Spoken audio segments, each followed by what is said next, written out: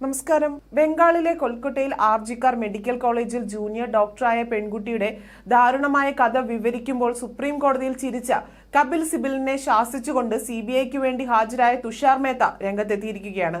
Junior ഡോക്ടറായ പെൺകുട്ടിയുടെ കൂട്ട ബലാത്സംഗവും അതേ തുടർന്നുണ്ടായ മരണവും ലഘൂകരിക്കാൻ ശ്രമിക്കുകയായിരുന്നു തൃണമൂൽ കോൺഗ്രസിന് വേണ്ടി ഹാജരായ കപിൽ സിബൽ.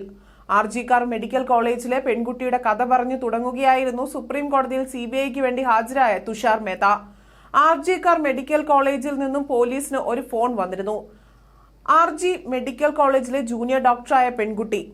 ഇത്ര പറയുമ്പോഴേക്കും പിന്നാലെ കപിൽ സിബൽ ഇടപെട്ട് കഥ പൂർത്തിയാക്കാൻ തുടങ്ങുകയായിരുന്നു. കേസ് ലഘൂകരിച്ചു കാണിക്കാനുള്ള ബോധപൂർവമായ ശ്രമത്തിന്റെ ഭാഗമായിരുന്നു കപിൽ സിബലിന്റെ ഈ ഇടപെടൽ. പിന്നീട് കപിൽ സിബൽ കേസ് വിവരിക്കുന്നത് ഇങ്ങനെയാണ്. ആർജിക്കാർ മെഡിക്കൽ കോളേജിന്റെ 3ാം നിലയിലുള്ള ഡിപ്പാർട്ട്മെന്റിനകത്ത് ജൂനിയർ ഡോക്ടറായ പെൺകുട്ടി അബോധാവസ്ഥയിൽ കിടക്കുന്നു എന്ന് ആരോ വിളിച്ചു പറയുന്നു. ഇതേ തുടർന്ന് പോലീസ് സ്റ്റേഷനിലെ വനിതാ പോലീസ് ഓഫീസർ അങ്ങോട്ടേക്ക് പോകുന്നു.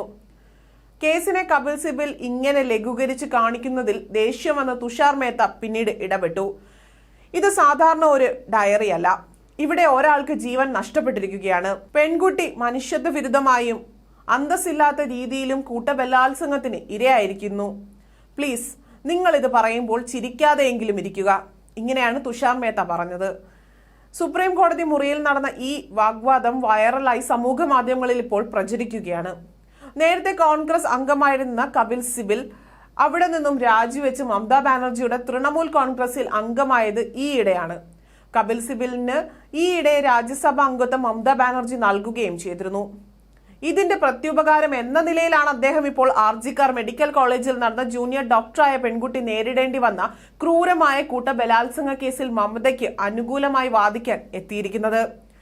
കപിൽ സിബൽ എന്ന കോൺഗ്രസിൽ നിന്നും ചാടി തൃണമൂൽ പക്ഷത്ത് ചേർന്ന രാജ്യസഭ MP ആയി മാറിയ അഭിഭാഷകനെതിരെ സൈബർ ആക്രമണം ഇപ്പോൾ വ്യാപകമായി വരികയാണ്.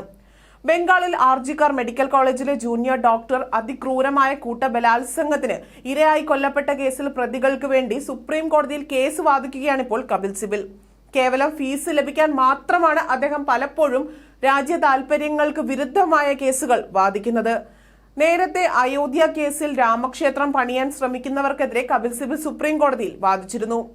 അതേപോലെ മുത്തലാഖ് വിഷയത്തിൽ മുസ്ലിം സ്ത്രീകൾക്കെതിരെ യാഥാസ്ഥിക മുസ്ലിങ്ങൾക്ക് വേണ്ടിയും ഇദ്ദേഹം വാദിച്ചിരുന്നു. വൻ തുകയാണ് കപിൽ സിബൽ ഈ കേസിൽ ചാർജ് ചെയ്തിരിക്കുന്നത്. ജമ്മു കാശ്മീരിന് പ്രത്യേക പദവി നൽകുന്ന 370-ാം വകുപ്പ് സ്ഥാപിക്കാനുള്ള സർക്കാർ നീക്കങ്ങൾക്കെതിരെയും സുപ്രീം കോടതിയിൽ കപിൽ സിബൽ വാദിച്ചിരുന്നു. ഇപ്പോഴിതാ അതിക്രൂരമായ കൂട്ടബലാത്സംഗ കേസിൽ ഇരയായ പെൺകുട്ടിക്ക് വേണ്ടിയല്ല, തെറ്റുകൾക്ക് പിന്നിൽ മറഞ്ഞിരിക്കുന്ന കൊടും കുറ്റവാളികളെ രക്ഷിക്കാൻ വേണ്ടി ഈ കേസ് ദുർബലപ്പെടുത്തുകയാണ് കപിൽ സിബൽ ചെയ്തുകൊണ്ടിരിക്കുന്നത്.